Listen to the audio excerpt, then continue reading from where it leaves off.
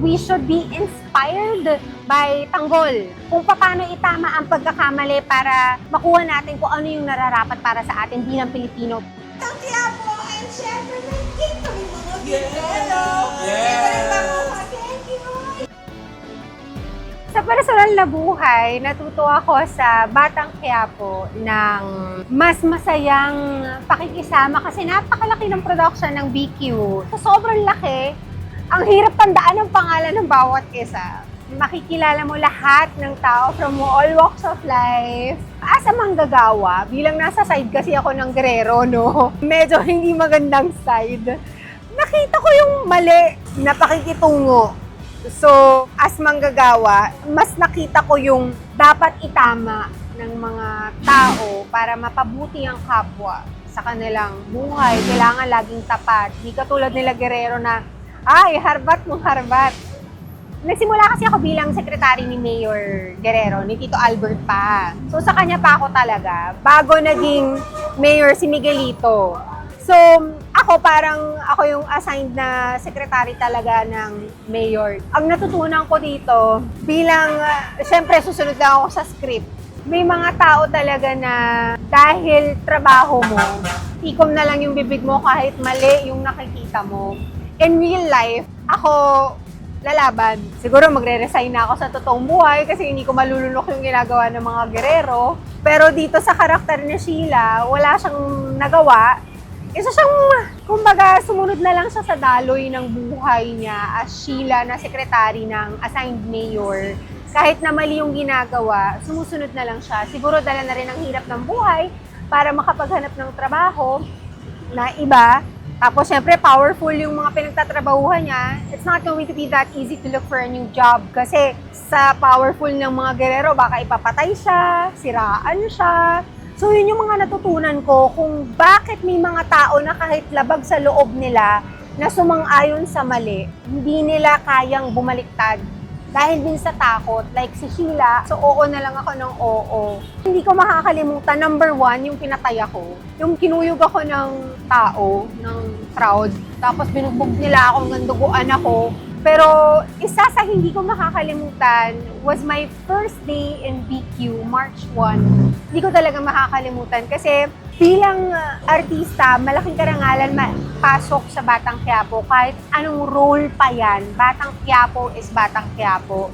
Ngayon, pag lumalabas ako, sekretary ni Mayor Sheila, kahit na yung role ko, hindi talaga mabigat na karakter, naaalala nila na sekretary ako ni Mayor. Yung iba naaalala pangalan ko kahit na minsan lang mabanggit sa show. Malaking pasasalamat na parte ako ng BQ. Paborito ko dito si Jake Cuenca. Ang galing ng bali ng karakter ni Jake dito. Yung parang plastic ka sa harap ng kapwa. Alagang Guerrero. Guerrero quality. Tapos pagtalikod, what are we gonna do, kuya? What are we gonna do, Sheila? Ganyan eh. One character also that I like here is Angel Aquinos. Congresswoman Jackie is not a very smart lady. And she can portray it well. Na maiinis ka sa kanya na, ano ba to, spoiled brat na gusto lang bumili ng mamahaling relo, tapos yung nuances niya, yung body language niya, hindi niya gawin, na maiinis ka talaga sa kanya. Pero in real life, Angel is not like that. She's actually a smart woman. She's actually very sincere, genuine. Ang galing eh. You know, being part of Batang Quiapo is something that I really greatly appreciate. Malaking bagay na napasok ako dito. Isa sa mga nararamdaman ko being part of Batang Quiapo is appreciation. It humbles me that I am here kasi people actually recognize you, they appreciate you, they commend you. So malaking bagay yon bilang artista, lalo na para sa aking nagsisimula, na napapansin ako ng mga tao, na-appreciate din dito sa prod. So yun yung mga bagay na natututunan ko dito is how to interact with more people na may appreciation, na may pasasalamat. Yung isang gustong-gusto ko dito na na-pick up ko sa Batang Quiapo, no? I gained friends. Angel and I became friends. Sobrang stock kami. As in, kami ni Sandy, Tito Albert. Tito Albert I know from before, but you know, our friendship got better kasi syempre mas nag-uusap, mas nagkikita kami. Jake also, I learned who these people really are behind the camera. Kasi iba yung nakikita mo sa TV, iba yung interview. Pero pag nakasama mo na sa trabaho, off guard na yan eh. Diba? Magkakasama kayo sa tent, you gain friendship. And not just with your co-actors, but also with the production. Naging friends ko yung mga wardrobe, mega makeup. Oh my God, I love them. Ang mga prod kayo, masaya. So, hindi lang siya basta trabaho. At syempre, sa bawat tao na nakikilala mo, may matututunan kang aral sa kanila. Like, lalo na sa mga mas matatagal ng nasa industriya, makikita mo sa kanila na nagsishare sila kung paano sila sa kapwa artista, kung paano sila sa production. So, these are the things that you pick up and learn from your seniors as an artist.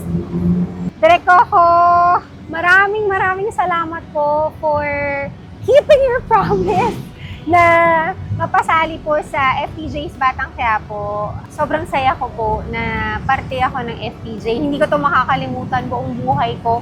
Lagi kong sinasabi, kahit na anong pagawa nyo sa akin dito, may line o wala, pag nasa Batang Quiapo ka, nasa Batang Quiapo ka. Malaki ang impact because just ko 99.9% of Filipinos are watching Batang Quiapo eh, diba?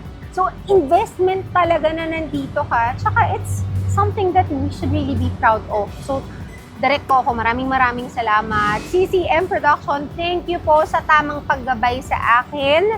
Kung paano ko i-portray si Sheila, sa pag-aalaga, sa pagpapakain sa amin ng breakfast, lunch, merienda, dinner, midnight snack, na talagang kompleto with food, kanin, gulay, fruits. Alagang-alaga kami dito. Maraming salamat po sa inyong lahat. Hindi ko makakalimutan to experience na to and I will be forever grateful. Sa mga sumusubaybay sa Batang Quiapo, alam ko po na marami ditong mga mabibigat na eksena. Yung mga mabibigat na eksena po yan ay hindi para ninyo gayahin. Ito po ay para ipakita sa inyo ang mga hindi dapat natin tinatanggap bilang mamamayan. So when we see things that are wrong, we should stand up for it. We should fight for our rights. We should be inspired by Tanggol. Kung paano itama ang pagkakamali para makuha natin kung ano yung nararapat para sa atin bilang Pilipino. Because ako po hindi ako pure na Pinoy by dugo. Pero Pinoy na Pinoy ako by heart and I am proud. I always say I do not see myself natitira sa ibang bansa kasi proud Pinoy ako. At bilang proud Pinoy, bilang Pinoy, handa ako ipaglaban ang karapatan natin. So yung mga nakikita natin dito, gamitin natin as inspirasyon para maging role model tayong mamamayan. At itama ang mga pagkakamali, wag natin gayahin ang mga ginagawa ng mga gerero. Matuto tayong magsalita. Huwag tayong tumanggap lang ng tumanggap dahil takot tayo at pakiramdam natin wala tayong karapatang magsalita. We all have our rights to speak up at sabihin kung ano yung mali nating nakikita. Lalo na kung may maling ginagawa sa atin, sa kapwa natin. Kasi tandaan nyo, isang beses ka lang pumayag sa mali. Ang tao, iisipin, pwede na nila yan, ulitin sa'yo.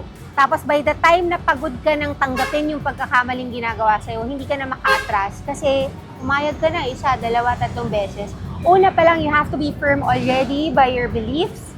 Hindi mo to pwedeng gawin sa akin. You have to have dignity. You have to have self-respect. So, kailangan marunong tayong manindigan at ibalanse ang tama at mali.